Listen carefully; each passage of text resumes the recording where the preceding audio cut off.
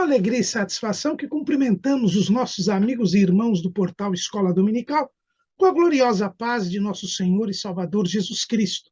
Estamos dando início a mais uma pré-aula, esta ferramenta que o portal Escola Dominical disponibiliza no início da semana, para que os irmãos possam melhor preparar a sua aula da Escola Bíblica Dominical.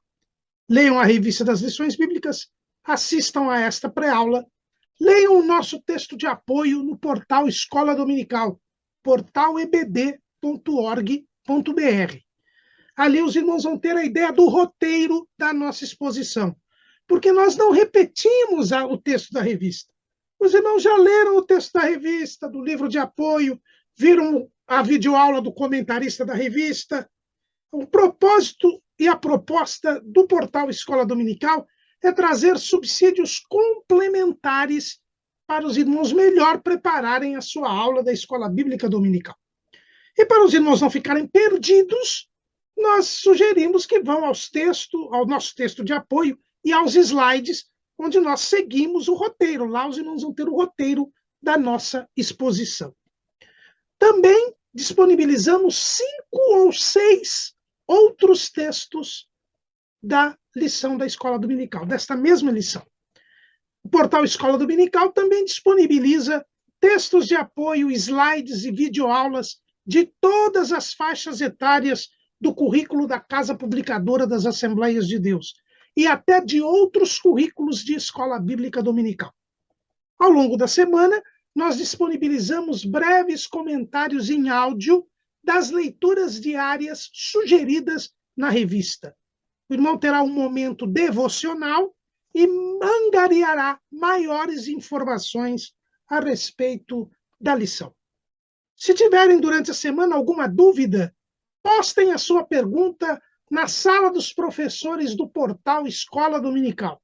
Nós não respondemos a perguntas nos comentários das redes sociais. Se alguém responder, é por sua conta e risco. O portal Escola Dominical não se compromete com nenhuma resposta. E no sábado à noite, às 19 horas, horário de Brasília, o irmão é convidado a assistir à transmissão ao vivo da Escola Preparatória dos Amigos e Professores da Escola Dominical, da Igreja Evangélica Assembleia de Deus, Ministério do Belém, na sede aqui em São Paulo. Se o irmão estiver aqui em São Paulo e região, o irmão é nosso convidado. A reunião é aberta a todos os que amam a palavra de Deus. E ela se realiza no Templo Antigo, na rua Conselheiro Cotegipe, 273, no bairro do Belenzinho. Mas tudo isso é a preparação da Escola Bíblica Dominical. Ela apenas se realiza quando o povo do Senhor vai à casa do Senhor, no dia do Senhor, estudar a palavra do Senhor. Neste quarto trimestre de 2022, nós estamos estudando o tema A Justiça Divina, a preparação do povo de Deus para os últimos dias no livro de Ezequiel. É um estudo de caso. Nós estamos pegando o livro de Ezequiel e aplicando o livro de Ezequiel para nós, nos nossos dias. O comentarista é o pastor Ezequias Soares da Silva, que é o pastor presidente das Assembleias de Deus em Jundiaí, no estado de São Paulo, e também presidente do Conselho de Apologética da Convenção Geral das Assembleias de Deus no Brasil. Pastor Ezequias foi o presidente da comissão que elaborou a Declaração de Fé das Assembleias de Deus. E hoje estaremos estudando a lição de número 10, a restauração nacional e espiritual de Israel. Já estamos no segundo bloco do trimestre, que são as profecias de Ezequiel, onde há a promessa de restauração de Israel. Jerusalém já havia sido destruída, o templo também estava destruído, o povo estava espalhado pelas nações da terra. Mas Deus levanta Ezequiel para renovar a promessa de que Israel seria restaurado, de que Israel seria o reino sacerdotal e o povo santo, que Deus disse que ele seria quando firmou com ele um pacto lá no Monte Sinai. Sim, lá no Monte Sinai, qual foi a proposta de Deus para os israelitas? Êxodo, capítulo 19, versículo 5. Agora, pois, se diligentemente ouvirdes a minha voz e guardardes o meu concerto, então sereis a minha propriedade peculiar dentre todos os povos, porque toda a terra é minha, e vós me sereis reino sacerdotal e povo santo. Estas são as palavras que falarás aos filhos de Israel.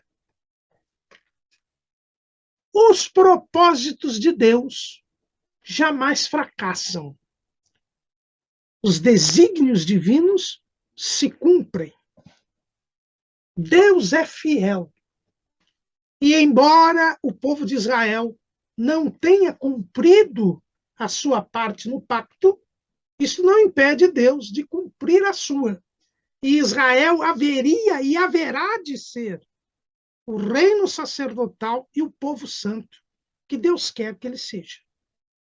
E é esta promessa de restauração de Israel que Deus, então, levanta Ezequiel nesta terceira parte do seu ministério para que o povo de Israel fique ciente de que Deus não se esqueceu das suas promessas.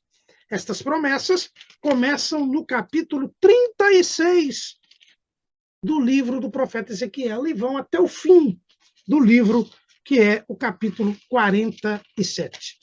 E hoje nós estaremos, aliás, capítulo 48. E hoje nós estaremos estudando o capítulo 37. Semana passada nós estudamos os capítulos 38 e 39. Na verdade, a guerra entre Israel e Magog e seus aliados, ela se dá já iniciado o processo de restauração. Veja que o título da nossa lição é muito elucidativo. Ele diz assim: a restauração nacional e espiritual de Israel. Nós temos dois momentos. Nós temos um primeiro momento, que é a restauração de Israel como nação. E nós temos um segundo momento, que é a restauração de Israel como povo de Deus. São duas coisas distintas. Deus, ao colocar o juízo sobre Israel, ele tira Israel de entre as nações, espalha os israelitas por entre as nações, destrói Jerusalém, destrói o templo e espalha os israelitas pelas nações. 70 anos depois, conforme o próprio Deus havia dito pelo profeta Jeremias, ele traz uma pequena parcela de volta para parte do território ocupado por Israel. E aí retornam alguns judeus. Esdras nos deixa escrito lá no seu capítulo 2, no versículo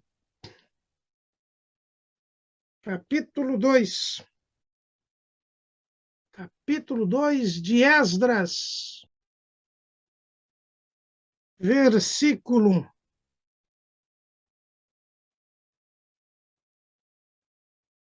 66, Esdras 2 e 63 e 64, desculpe, Esdras 2 e 64 diz: toda essa congregação junta foi de 42.360, afora os seus servos e as suas servas, que foram 7.337. Também tinham 200 cantores e cantoras. Então, nós temos aí 42.360 mais 7.337. Então, nós temos aí praticamente 50 mil judeus, só 50 mil judeus que voltaram para a terra de Canaã, para Eretz Israel, como eles falam, a terra de Israel, que já não era toda a terra de Israel. Era a área ocupada pelo reino de Judá, e nem toda ela também. E este povo esteve ali até o ano 135, quando o imperador romano Adriano, depois da terceira revolta dos judeus contra os romanos, a primeira foi no ano 70, quando foi destruído o segundo templo, a segunda, lá pelo ano 90, o ano 100, 110, que foi uma rebelião mais nas colônias judaicas do Império Romano, e a terceira, sob a liderança de Bar Kokhba, que se dizia o Messias, quando então os judeus foram expulsos de Jerusalém. Jerusalém foi reconstruída com o nome de Eólia Capitolina. No lugar do templo foi feito um templo a Júpiter, e os judeus foram proibidos de entrar em Jerusalém, e a região passou a ser chamada de Síria-Palestina, e depois passou a ser chamada de Palestina. Esse nome já foi um nome provocador, quer dizer, terra dos filisteus, que tinham sido os grandes inimigos de Israel ao longo da história. Então, a região foi chamada de Palestina.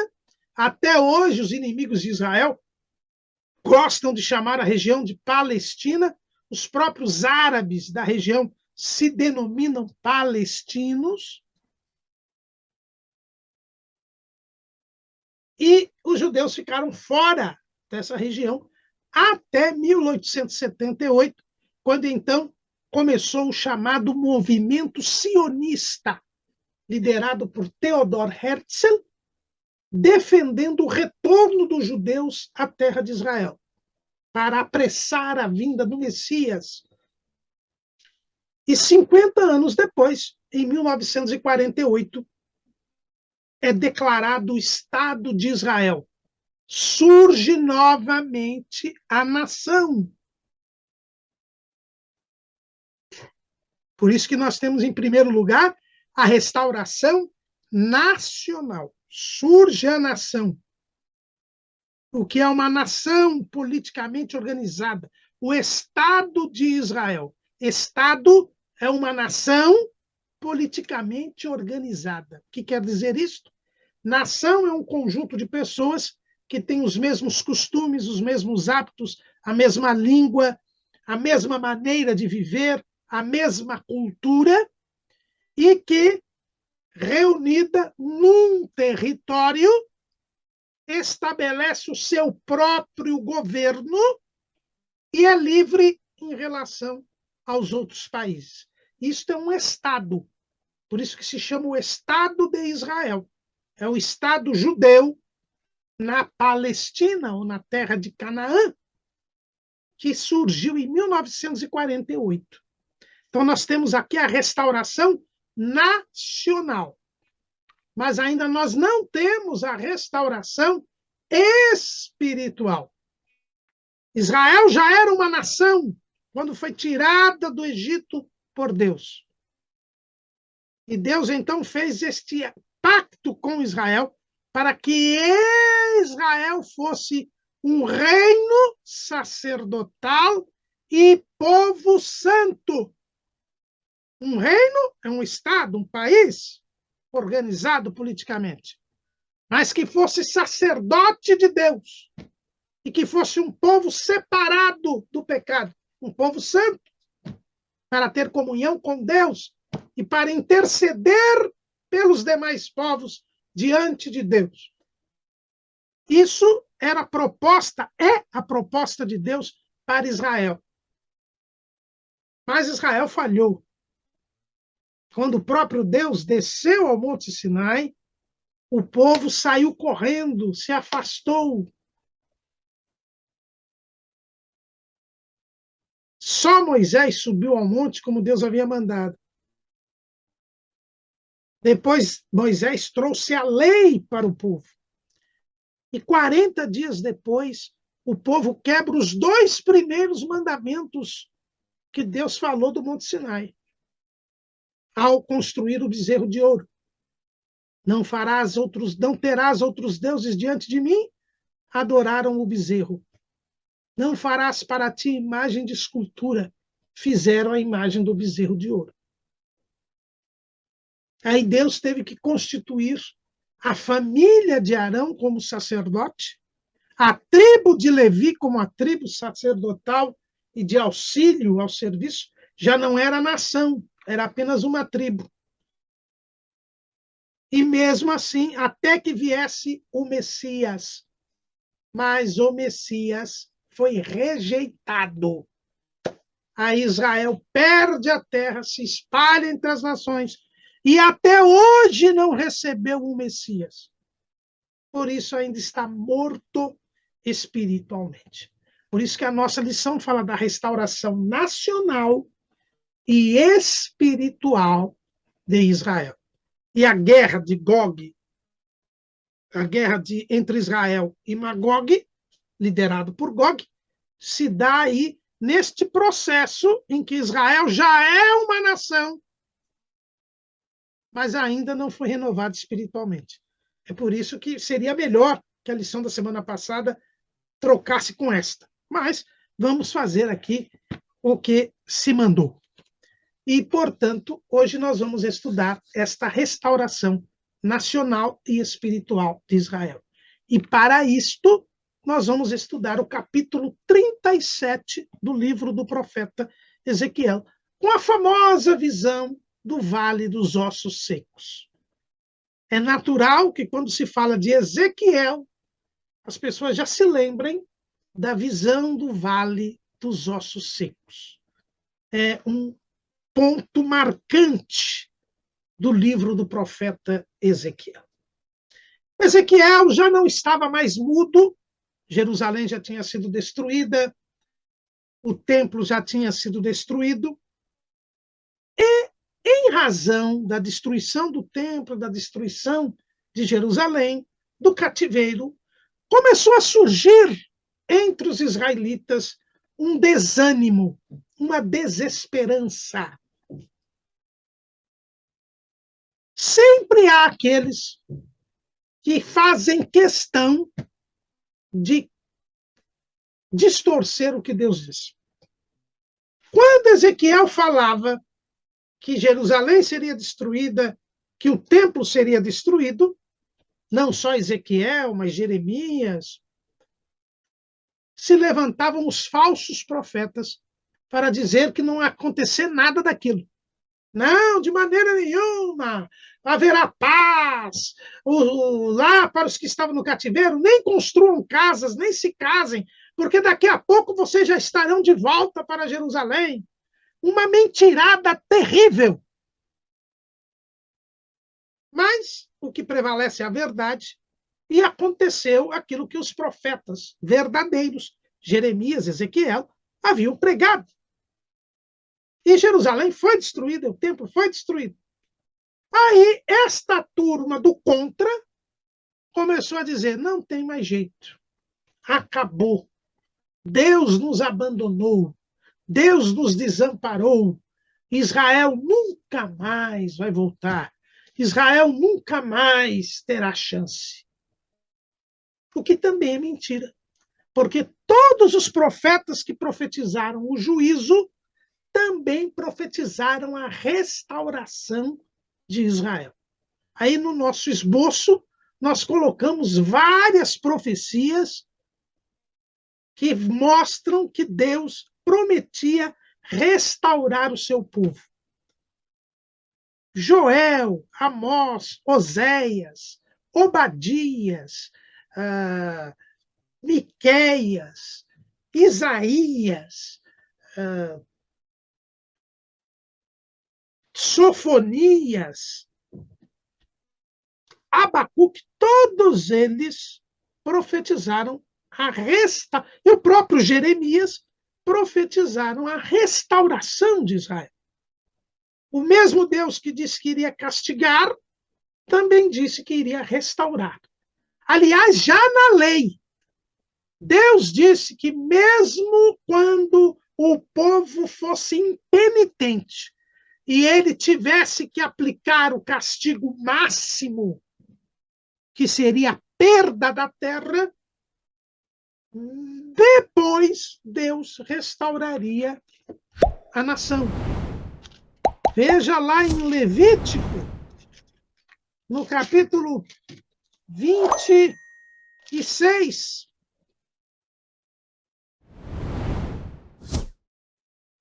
versículo 43.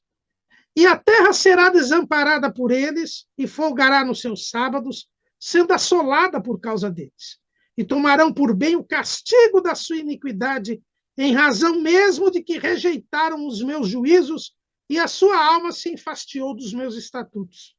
E demais disto também, estando eles na terra dos seus inimigos, não os rejeitarei, nem me enfadarei deles, para consumi-los e invalidar o meu concerto com eles, porque eu sou o Senhor seu Deus. Antes, por amor deles, me lembrarei do concerto com seus antepassados, que tirei da terra do Egito perante os olhos da nação, para lhes ser por Deus. Eu sou o Senhor. Então Deus já diz aqui em Levítico que mesmo quando o povo fosse levado para outras nações, Deus se lembraria do seu compromisso assumido no Monte Sinai, de que o povo seria reino sacerdotal e povo santo, e tornaria a restaurá-los. Iria restaurá-los. Também lá em Deuteronômio, quando ele repete esta questão do povo, no capítulo 30 de Deuteronômio, diz o seguinte: e será que, sobrevindo-te todas estas coisas, a bênção ou a maldição que tenho posto diante de ti, e te recordares delas entre todas as nações, para onde te lançar o Senhor teu Deus, e te converteres ao Senhor teu Deus, e deres ouvidos à sua voz, conforme a tudo que eu te ordeno hoje, tu e teus filhos, com todo o coração e com toda a tua alma, então o Senhor teu Deus te fará voltar do teu cativeiro, e se apiedará de ti, e tornará a juntar-te dentre todas as nações, entre as quais te espalhou o Senhor teu Deus. Deus sempre foi muito claro que restauraria Israel. Mas havia essa turma do contra. Esta turma que dizia, não tem mais jeito. Israel foi destruído, não há mais nenhuma promessa, não há mais nenhum compromisso de Deus com Israel. E abrindo um parênteses aqui, é o que andam pregando até hoje aqueles que defendem a chamada doutrina da substituição, que dizem que Israel foi substituído pela igreja e que, portanto, não há mais nada para acontecer entre Deus e Israel. Jesus veio, Israel rejeitou Jesus, Jesus formou a igreja, e todas as promessas, todas as profecias se relacionam com a igreja. Por isso não tem milênio, por isso Jesus não vai reinar, por isso não tem arrebatamento da igreja, por isso que o milênio é figurativo. Essa turma está aí. Igualzinho o povo que nos dias de Ezequiel dizia que não tinha mais nada para acontecer com Israel. Porque para estas pessoas, para desmentir estas pessoas, foi que Deus deu a visão do vale dos ossos secos. E Deus diz isso. Ezequiel 37:11. Então me disse, filho do homem, esses ossos são toda a casa de Israel. Eis que dizem, os nossos ossos se secaram e pereceu a nossa esperança, nós estamos cortados. Essa turma da doutrina da substituição, que já existia lá nos dias de Ezequiel. Lógico que lá eles não sabiam da igreja, então não falavam que havia substituição, mas diziam que havia um abandono. E essa doutrina da substituição diz que Deus abandonou Israel e agora só tem compromisso com a igreja. Mas Deus diz, eu não abandono a minha palavra. Deus é fiel. Deus cumpre a sua palavra. Vela pela sua palavra para a cumprir. E os propósitos de Deus são inevitáveis. Jamais se frustram. Como disse Jó, eu sei que tudo podes e nenhum dos teus planos pode ser frustrado. Ou, numa outra tradução, nenhum dos teus pensamentos pode ser impedido. Né? Para não falar que onde que está escrito isso, é Jó 42:2. Então, para esta turma que dizia, não tem mais jeito, Israel perdeu a sua oportunidade, Deus dá a Ezequiel a visão do vale dos ossos secos. Foi um arrebatamento em espírito, como aqueles que Ezequiel já estava até acostumado. Esta profecia, segundo os cronologistas bíblicos Edward Rees e Frank Classen, ocorreu no 13º ano do ministério de Ezequiel. Ezequiel teve um ministério de por volta de 20, 25 anos. Então, ele teve essa visão. Ele foi levado a um vale. E neste vale, ele viu numerosos ossos humanos sequíssimos. Sequíssimos. E Deus mandou que ele andasse ao redor daqueles ossos. Vejam, irmãos, que situação terrível enfrentou o profeta Ezequiel. Ezequiel era um sacerdote. E todo sacerdote foi formado para obedecer à pureza ritual. E ossos de pessoas mortas era um ambiente que não podia ser frequentado por sacerdotes. E Ezequiel tinha este prurido. Os irmãos se lembram que quando Deus mandou que ele cozesse alimentos usando esterco humano, ele disse, Senhor, eu nunca toquei em nada imundo. E Deus, respeitando o profeta, disse que ele poderia trocar o esterco humano por esterco de animais, de pombas, no caso. Agora Deus manda que ele ande no meio de ossos de pessoas mortas, ossos sequíssimos. E isto não vale. Vale fala de depressão, vale fala de baixeza, vale fala de abatimento. Que cena terrível. Que lugar tétrico. E Ezequiel anda ao redor e ele vê que os ossos eram sequíssimos. As pessoas haviam morrido há muito e muito tempo. Os irmãos sabem que quando alguém morre, demora um tempo para ficar só os ossos.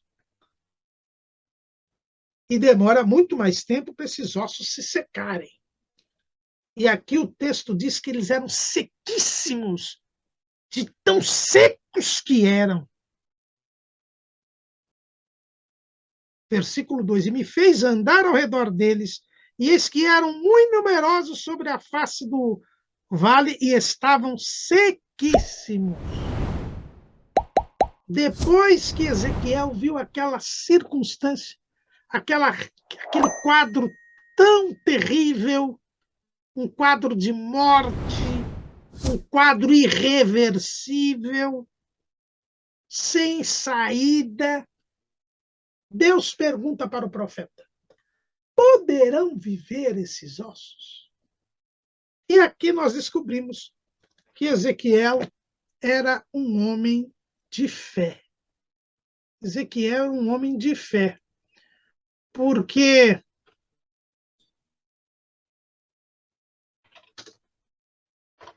depois que ele viu aquele quadro, e olha que ele andou ao redor, e quanto mais ele andava, mais ele percebia que os ossos eram sequíssimos, que a situação era irreversível.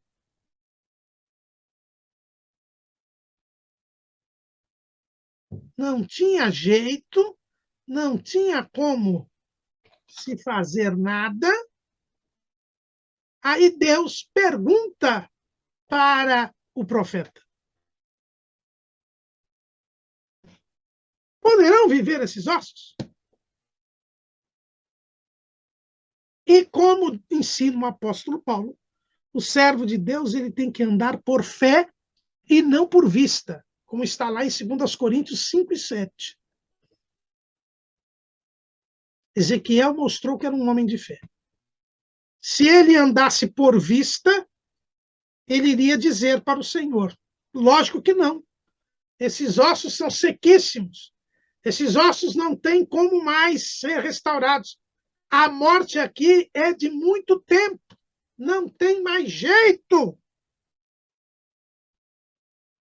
É uma vala comum de ossos.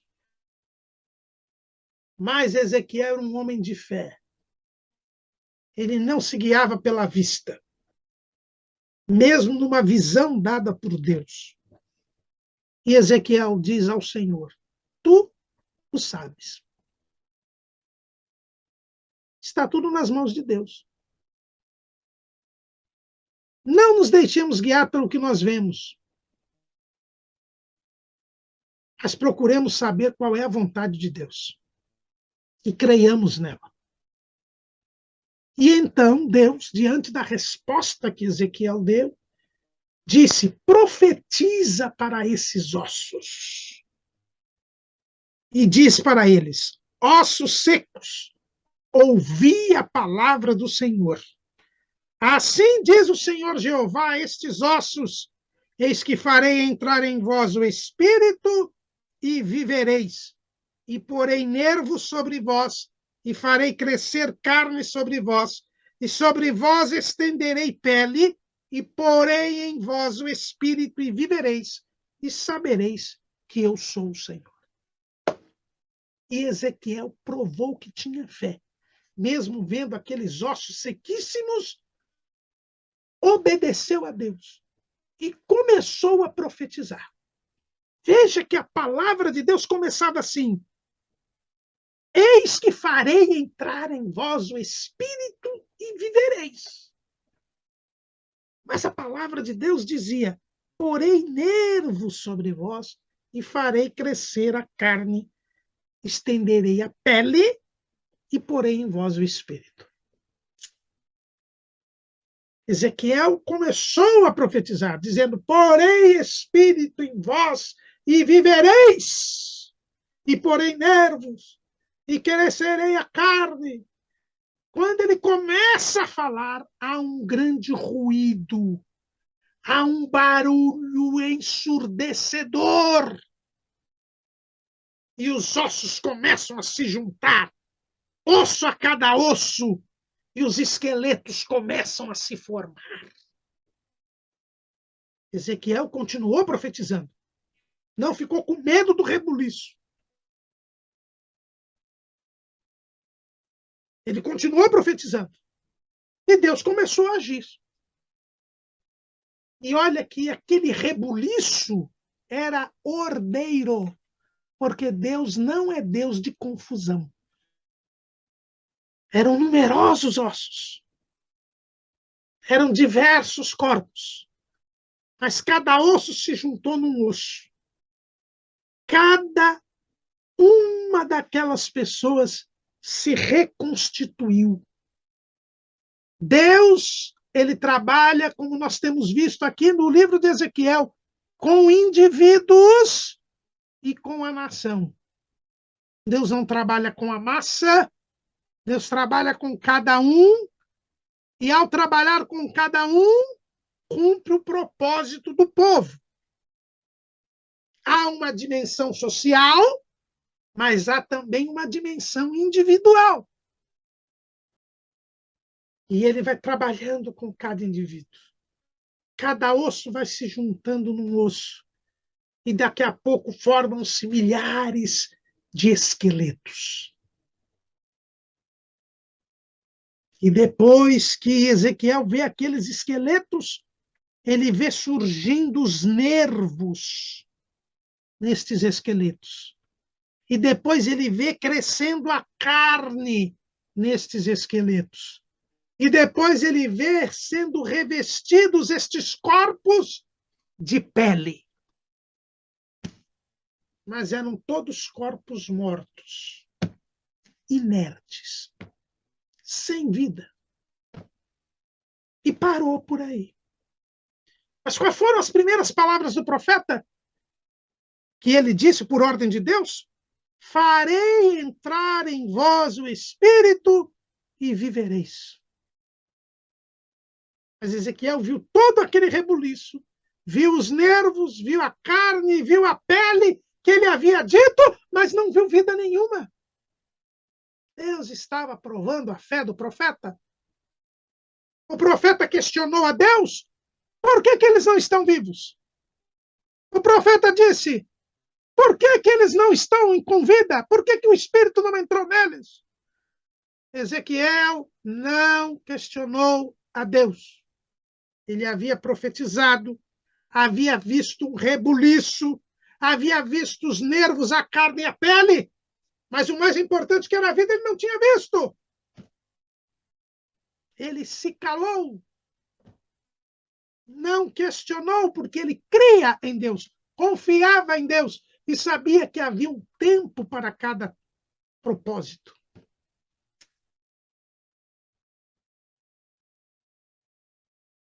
E aí o Senhor disse para ele, profetiza ao Espírito, profetiza ao Filho do Homem, e diz ao Espírito, assim diz o Senhor Jeová, vem dos quatro ventos ao Espírito e assopra sobre estes mortos para que vivam. Ezequiel confiou em Deus, aguardou a ordem de Deus, e Deus mandou então que ele profetizasse. E aí o Espírito veio, aqueles corpos ganharam vida e se tornaram um grande e poderoso exército, todos em pé, prontos para lutar. Aqui nós já vemos que há dois momentos. O primeiro momento, o momento em que os ossos se tornam corpos. Cada osso se junta a um osso, forma um esqueleto. Depois o esqueleto ganha nervos. Depois o esqueleto com nervos ganha carne. E depois os corpos ganham pele. Aí se para e depois eles ganham vida. É o que nós dissemos aqui. Primeiro a restauração nacional, depois a restauração espiritual.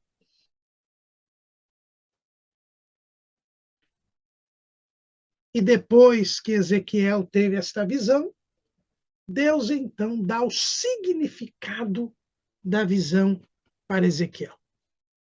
E ele diz que os ossos são a casa de Israel. É o povo de Israel. Todo o povo de Israel.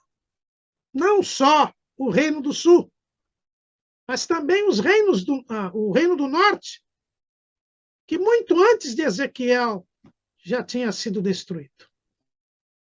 E Deus diz que as nações para onde os judeus foram espalhados eram esses ossos secos, sequíssimos. Depois de muito tempo, por isso que os ossos estavam sequíssimos, depois de muito tempo, Deus abriria as sepulturas e faria sair das sepulturas o povo e os traria de volta à terra de Israel. Então, os irmãos vejam, em primeiro lugar, que aquele rebuliço, aquele ruído, juntando osso com osso e formando os esqueletos, é o retorno do povo à terra de Israel. Eles primeiro retornariam à terra de Israel.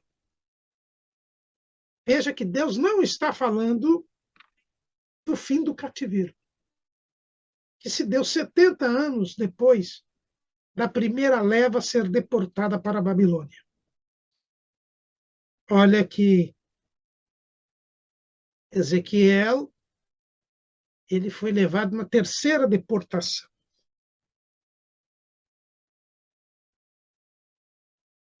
Está profetizando cerca de 13 anos depois do início do seu ministério, ou seja, quando ele já estava lá por cerca de 18 anos.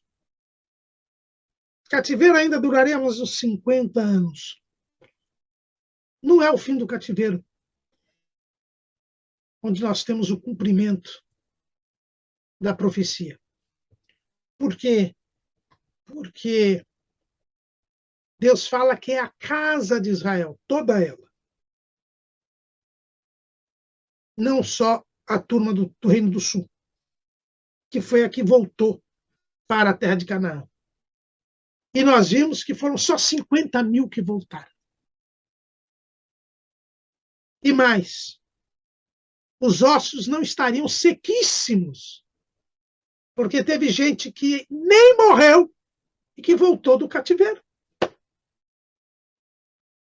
Que chegou a ver o templo de Jerusalém, tanto que quando o segundo templo ele é inaugurado, os mais velhos choram porque puderam ver o primeiro templo. Então não é o retorno do cativeiro. É o retorno depois da segunda diáspora. É o retorno que se dá a partir de 1878 e que está ocorrendo até hoje, porque está aumentando a migração de judeus para a terra de Israel. Os acontecimentos políticos no mundo têm levado muitos judeus a voltarem para Israel, até por causa do aumento do sentimento antissemita, quer dizer, o sentimento de preconceito contra os judeus no mundo, na Europa principalmente. Muitos judeus estão voltando. Agora, na Ucrânia, por causa desta guerra, muitos judeus, e a Ucrânia tem hoje a maior comunidade judaica no mundo, fora de Israel, eles estão voltando para Israel por causa da guerra.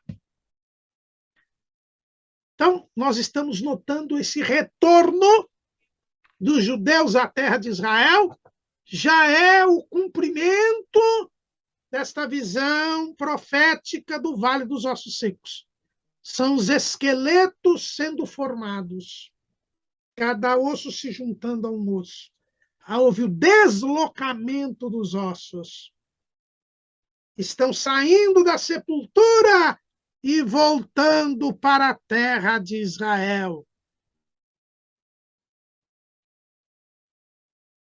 Mas Deus disse que depois, e na visão, depois dos esqueletos, começaram a surgir os nervos. O que fazem os nervos no nosso corpo? Os nervos, eles têm a função de mandar, de levar o comando, seja do cérebro, seja da medula espinhal, para os órgãos do corpo. Quando se fala em nervos, se fala em governo. Por isso também não temos do período, não se fala aqui do período do fim do cativeiro. Porque quando os judeus voltaram, eles não voltaram com governo próprio. Eles passaram a servir, mesmo na própria terra, passaram a servir a outros povos, a outras nações. Veja lá Neemias, capítulo 9, versículo 36. Eis que hoje somos servos, e até na terra que deste a nossos pais, para comerem o seu fruto e o seu bem, eis que somos servos nela. E ela multiplica os seus produtos para os reis que puseste sobre nós por causa dos nossos pecados. E conforme a sua vontade, dominam sobre os nossos corpos e sobre o nosso gado, e estamos numa grande angústia. Esse é o povo que voltou do cativeiro. E eles sabiam que eles estavam na terra de Israel, mas eram servos de outras nações. No dias de Neemias, eles eram servos do rei da Pérsia. Tanto que Neemias era o governador mandado pelo rei Artaxerxes. E que ficou lá até o tempo que ele falou para o rei. Aí ele voltou e aí o rei o mandou novamente. Eram servos na própria terra. É o sonho que Deus deu a Nabucodonosor, mostrando aquela estátua daqueles impérios mundiais que governariam sobre Israel. É por isso que Jesus, ele diz lá em Lucas 21 e 24, e cairão a fio de espada, e para todas as nações serão levados cativos, e Jerusalém será pisada pelos gentios, até que os tempos dos gentios se completem.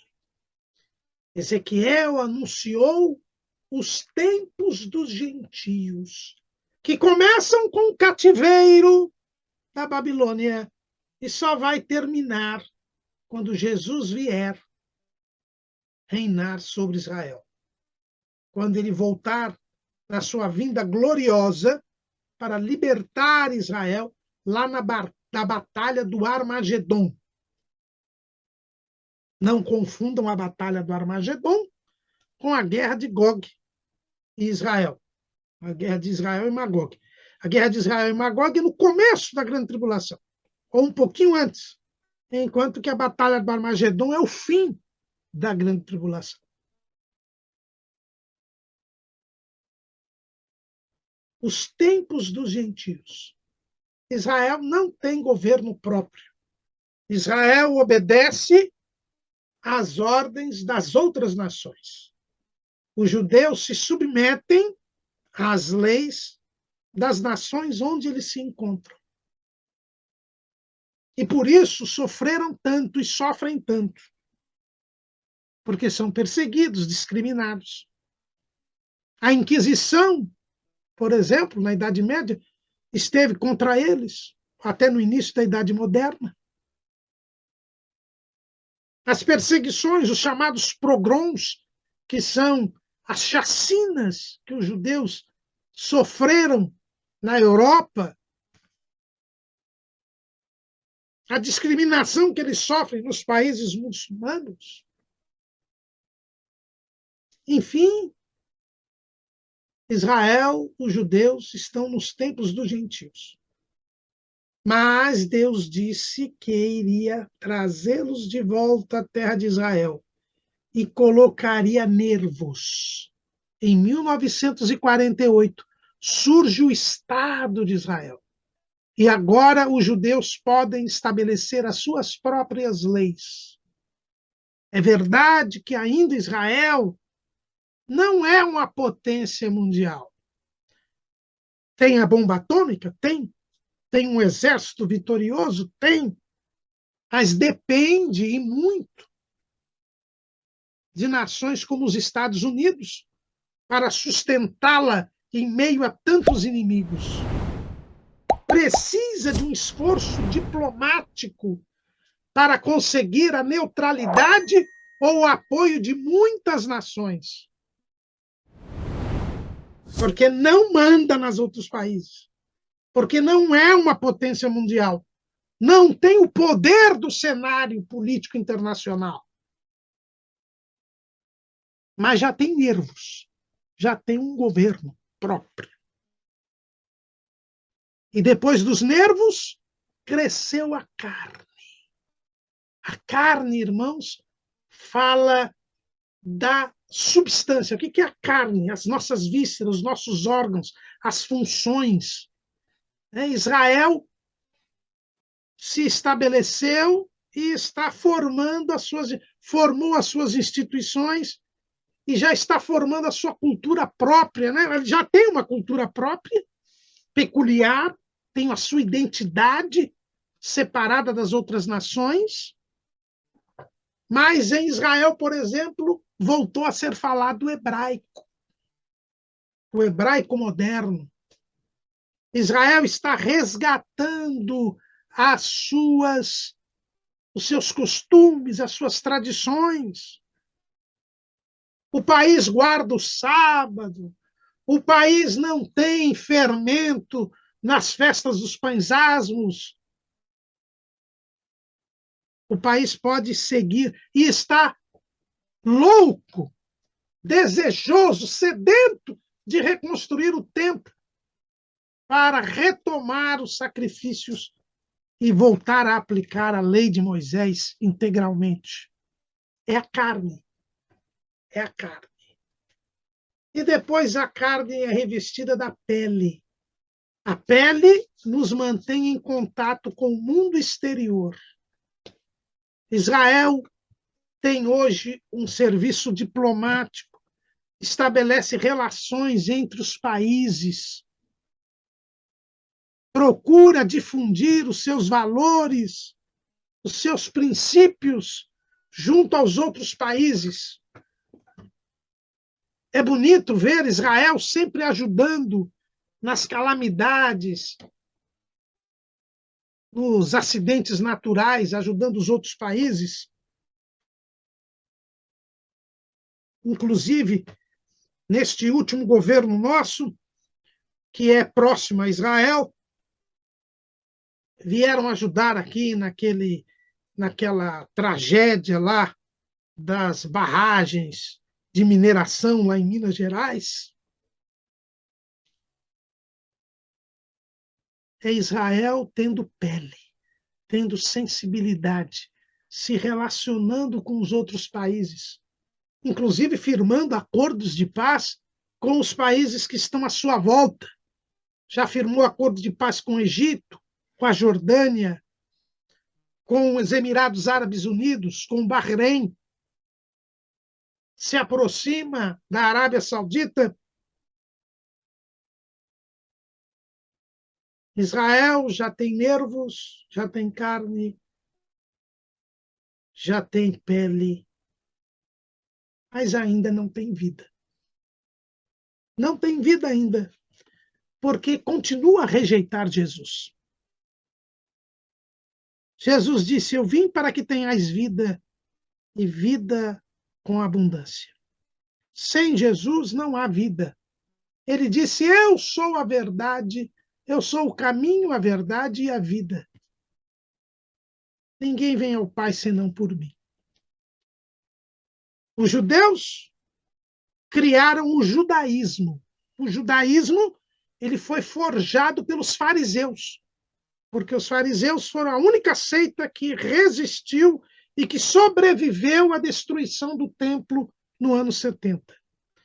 E foram os fariseus que montaram e colocaram em escrito a chamada tradição dos anciãos. Jesus fala sobre esta tradição dos anciãos, lá em Mateus, capítulo 15. Então chegaram ao pé de Jesus os escribas e fariseus de Jerusalém, dizendo: por que transgridem os teus discípulos a tradição dos anciãos, pois não lavam as mãos quando comem pão? Ele, porém, respondendo, disse-lhes: por que transgredis vós também o mandamento de Deus pela vossa tradição?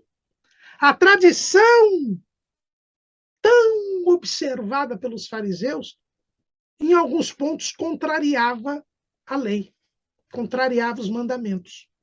E eles preferiam seguir a tradição do que a lei. O fim da lei é Cristo. E ao rejeitarem a Cristo, eles rejeitaram a lei, mas se apegaram à tradição.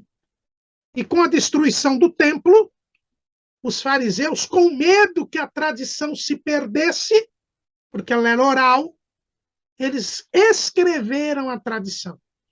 E aí surgiu um livro chamado Mishnah. E esta Mishnah, os doutores da lei começaram a comentar, como eles comentavam a lei também. E lá pelo século VI, esses comentários foram reunidos, e esses comentários eram a Guemará. Então, as regras da tradição era a Mishnah. Os comentários que foram feitos destas regras era a Guemará. E juntaram a Mishnah com a Guemará e surgiu o Talmud, que quer dizer estudo, que passou a ser o segundo livro sagrado do judaísmo. Então, eles têm a Tanakh, que é a Bíblia, o Antigo Testamento, e tem o Talmud, que passou a ser comentado também.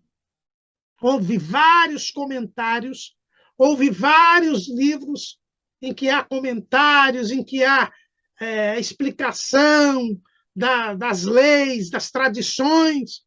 Isso tudo forma o judaísmo, que não é algo uniforme, não é algo igual, né?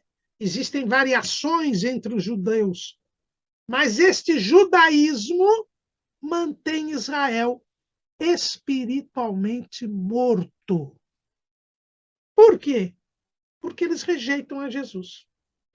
Veio para o que era seu, e os seus não o receberam.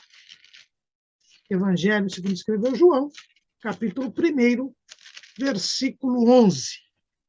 Os judeus rejeitaram a Jesus, rejeitam Jesus.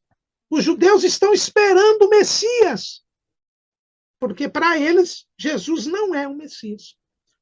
E é por isso que o judaísmo mantém Israel na morte espiritual.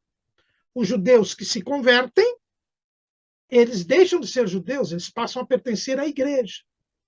Existem os chamados judeus messiânicos, que são aqueles que permanecem não judeus, porque agora eles creem em Cristo, então eles não podem mais ser judeus, mas eles permanecem nos rituais, nos costumes, na cultura judaica. Israel ainda está morto espiritualmente. E por causa disso, e nós colocamos aí, muitos judeus têm sido usados ao longo da história para contrariar a doutrina cristã, para enfrentar a igreja. Karl Marx, o criador do comunismo, era judeu. O comunismo ateu e anticristão, Karl Marx é judeu. Sigmund Freud, o pai da psicanálise materialista, é judeu. Outros grandes doutrinadores comunistas, marxistas, como Mark Horkheimer, Walter Benjamin, são judeus. Surgiu a Cabala, que é um misticismo religioso, esotérico, criado por judeus.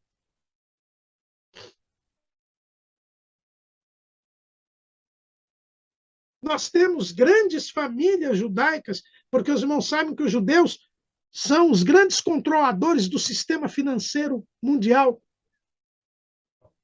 Temos muitos judeus envolvidos e financiando movimentos contrários à doutrina cristã.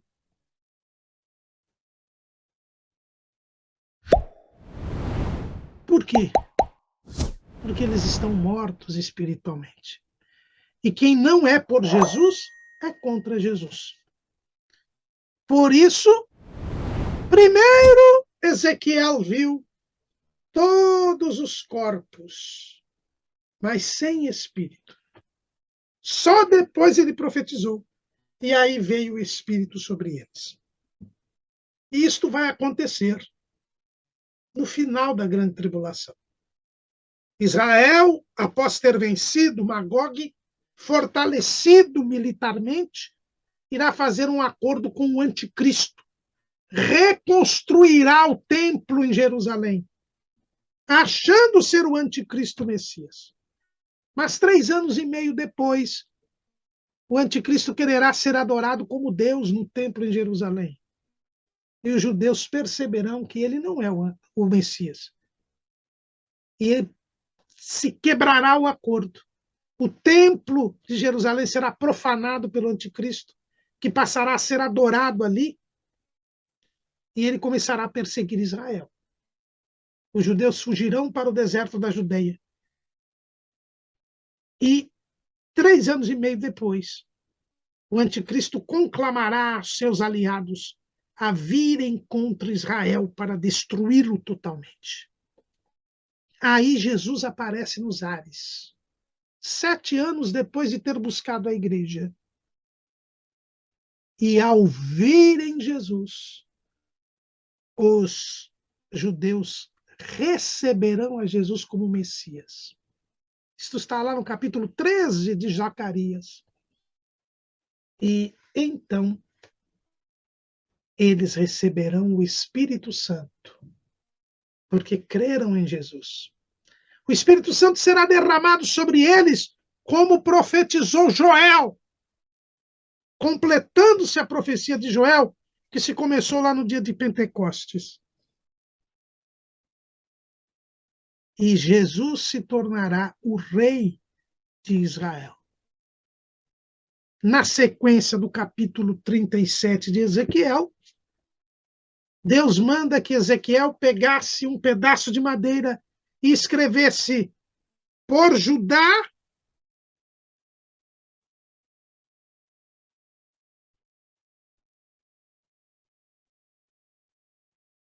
vamos ler aqui, no versículo